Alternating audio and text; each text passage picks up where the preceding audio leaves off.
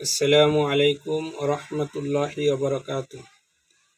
সম্মানিত দর্শকবৃন্দ, মহান আল্লাহ তাআলা বিচার দিন সম্পর্কে সূরা দুখানের 40 নম্বর 41 নম্বর আয়াতে আমাদেরকে গুরুত্বপূর্ণ বিষয় আল্লাহ তাআলা শুনিয়েছেন। মহান রব্বুল আলামিন বলেন, আউযু বিল্লাহি মিনাশ শাইতানির রাজীম, বিসমিল্লাহির রহমানির রহিম, ইন্না ইয়াওমাল ফাসলি মিকাতুহুম আজমাইন। আল্লাহ তাআলা এখানে বলেন 40 নম্বর আয়াত, নিশ্চয়ই বিচার দিবস তাদের সকলের জন্য নির্ধারিত আছে।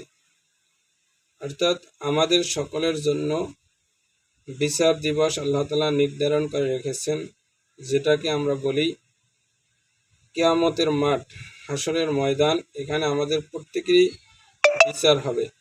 আল্লাহ তাআলা সেই কথা বলতেছেন। পরবর্তী 41 নম্বর আয়াত আল্লাহ তাআলা বলেন, ইয়াউমা লা ইউগনি মাওলান আম মাওলান শাইআন ওয়ালা হুম ইউনসারুন। আল্লাহ তাআলা এখানে বলেন, সেদিন এক বন্ধু অন্য বন্ধু কোনো কাজে আসবে না, তারা সাহায্য প্রাপ্তও হবে না।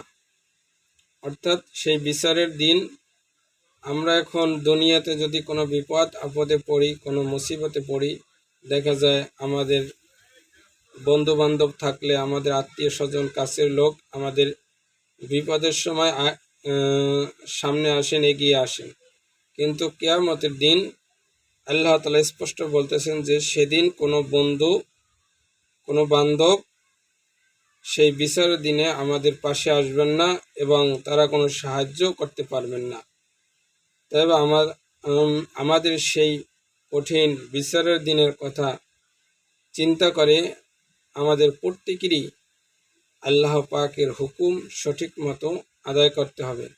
কারণ সেদিন যদি কোনো সাহায্যকারী না পাওয়া যায় আর আমরা যদি মুসিবতে পড়ি, আমরা যদি আমাদের মিজানের পাল্লা যদি বদ আমলে ভারী হয়ে যায়, পুলসিরাতে যদি আমরা পার না হইতে পারি এবং হাউজে কাউসারের পানি যদি আমরা পান না করতে পারি, তাহলে আমাদের অবস্থা সেদিন খুবই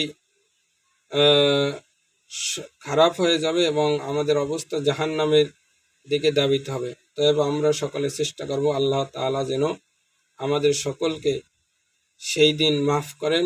এজন্য আমরা সবসময় আল্লাহ পাকের কাছে তওবা দোয়া পড়ব এবং আল্লাহ পাকের হুকুম সঠিক মতো আদায় করব। আল্লাহ তাআলা আমাদের সকলকে তৌফিক দান করুন। আমিন। আসসালামু আলাইকুম রহমতুল্লাহি ওয়া বারাকাতুহু।